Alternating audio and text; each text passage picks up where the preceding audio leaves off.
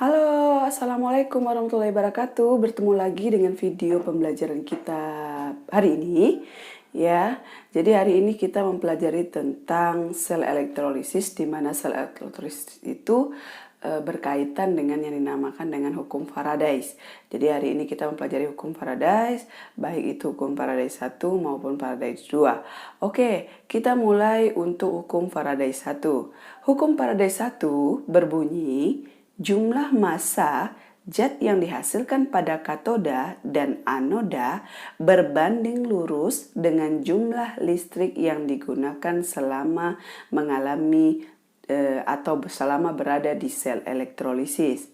Jadi kita dapat merumuskan M massa sama dengan E dikali F, di mana M itu massa, E itu adalah massa ekivalen yang didapat dari E sama dengan AR dibagi valensi atau muatannya, sedangkan F sama dengan Faraday.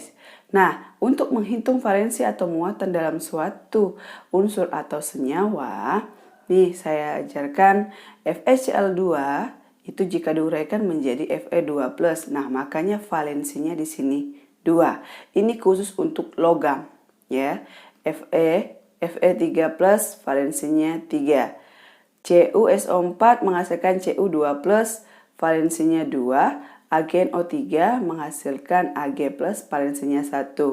Nah, untuk non-logam, ya, dia bukan berdasarkan bilangan oksidasinya, tetapi dari hasil jumlah bilangan oksidasinya. Misalkan H2. H itu kan bilangan oksidasinya 1 ya, dikalikan dengan jumlah hanya ada berapa? 2. Nah, maka valensinya 2. Dan ini mereka tidak memandang apakah dia bermuatan positif atau negatif, tetapi memandang jumlah dari nilai muatannya. O2, ini bilangan oksidasinya -2. Karena O-nya ada 2, jadi -2 dikali 4 adalah -4, maka valensinya 4. Begitu juga dengan Cl2. Bilangan oksidasinya -1, karena Cl-nya ada 2, maka valensinya 2. Oke, paham ya? Yang di atas ini khusus untuk logam, yang di bawah ini contoh khusus untuk non-logam.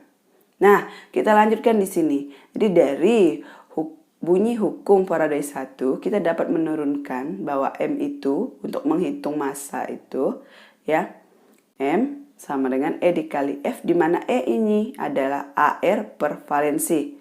AR per valensi dikali F, ya. Nah, kita saling silang. M dibagi AR sama dengan F dibagi val. Oke, di mana M kalau dibagi AR ini adalah rumus menghitung jumlah mol sama dengan F per valensi, ya. Jadi kalau hitung F Faraday N atau jumlah mol dikali dengan valensi. Nah, di mana untuk hukum Faraday 1 itu hanya untuk satu unsur atau satu senyawa, ya. Nah, untuk menghitung Faraday, ya, kita bisa menggunakan rumus I dikali T dibagi 96.500, di mana I-nya itu merupakan satuan ampere dan T-nya itu satuan detik. Atau bisa juga kita menggunakan rumus Q muatan listrik dibagi dengan 96.500. Oke, kita langsung masuk ke contoh soal. Nah, kita mulai contoh soal nomor 1. Perhatikan baik-baik. Dalam elektrolisis FeCl2 digunakan sebanyak 0,2 F. Hitunglah berapakah massa F besi yang dihasilkan di katode apabila ArFe sama dengan 56. Kita sudah tahu di sini bahwa di sini adalah senyawa FeCl2. Jadi kalau misalkan diuraikan menjadi Fe2+ dengan valensi 2. Oke, F-nya 0,2. Kita masukkan rumus di sini. N dikali val sama dengan F. Sedangkan M-nya kita dapat menggunakan rumus M per AR dikali val sama dengan F. M-nya yang ditanyakan massa dibagi dengan AR 56 dikali dengan valensinya 2 sama dengan F-nya 0,2. Jadi dapat kita hitung silang, jadi M dibagi 56 sama dengan 0,2.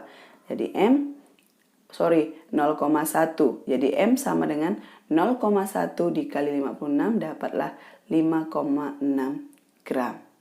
Ya.